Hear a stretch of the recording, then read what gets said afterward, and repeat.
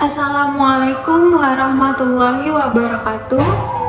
Alhamdulillahirrabbilalamin. Wassalatu wassalamu ala asrafil anbiya wal mursalin, amma ba'du. Sebelumnya, izinkan saya memperkenalkan diri. Saya Taruni Muda Alfirah Aulia dari Kors TNU 29. Alhamdulillah, tak terasa sudah kita telah memasuki hari ke-7 berpuasa. Semoga kita diberikan kemudahan serta kelancaran dalam puasa Ramadan tahun ini. Amin. Sebagai hamba Allah yang beriman, marilah kita senantiasa panjatkan puji syukur atas kehadirat Allah Subhanahu wa Ta'ala yang telah memberikan rahmat serta hidayah dan kesehatan lahir dan batin, pahala yang berlipat ganda pada bulan Ramadan tahun ini, sehingga kita dapat berkumpul bersama dalam acara kultum online Iftar PPU Curug dalam rangka Gemar Ramadan Time to Improvement. Akan tetapi, masih banyak nih hal-hal yang membuat hati kita gelisah. Apa itu? Yaitu perasaan-perasaan yang sebenarnya manusiawi seperti iri, dengki, hasad. Nah, akan tetapi sebagai hamba Allah yang beriman, kita memiliki Al-Quran sebagai tuntunan dalam hidup kita sehingga dapat menjadikannya itu penawar atau obat penyakit hati. Nah, pada kesempatan kali ini, saya akan menyampaikan sebuah kultum yang berjudul Penyakit Hati. Hati yang keras dapat terjadi karena kemaksiatan yang dilakukan secara terus-menerus. Hati yang mengeras menjadikan tanda bahwa ia memiliki penyakit hati, sehingga Allah menutup hatinya untuk hal-hal kebaikan. Adanya penyakit hati seperti iri, dengki, hasad, dan kalau kita sudah sakit hati, kita sulit untuk memanfaatkan. Nah, bukankah Allah Subhanahu wa Ta'ala telah berfirman dalam Al-Quran yang berbunyi Allazina amanu wa tatminu qulubuhum bizikrillah, ala bismillahi tatminu qulub, yang artinya sungguh orang-orang yang mengingat Allah maka ia akan tenang hatinya. Nah, dengan mengingat Allah, hati kita itu menjadi tenang. Banyak orang-orang nih yang memiliki kekayaan, kemewahan, apa-apa itu terpenuhi, tapi kalau hatinya itu gelisah, tidak tenang, mereka itu akan selalu merasa kurang, tidak menikmati apa yang mereka miliki. Nah, selain itu selalu merasa iri dengan apa yang orang lain punya, merasa hidupnya ini selalu kurang, terus mereka ini selalu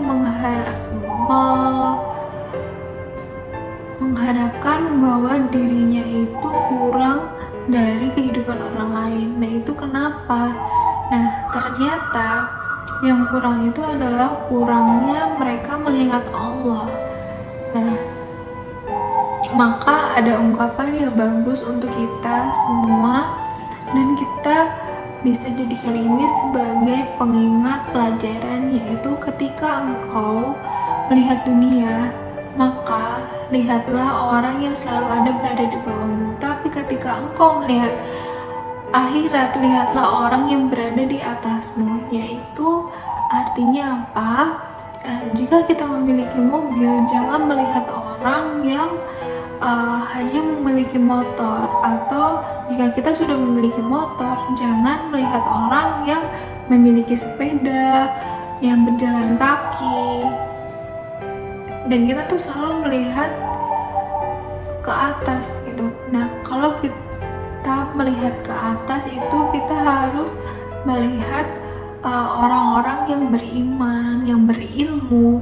Kita tuh melihat orang yang orang kaya, tapi orang itu tuh selalu bersedekah.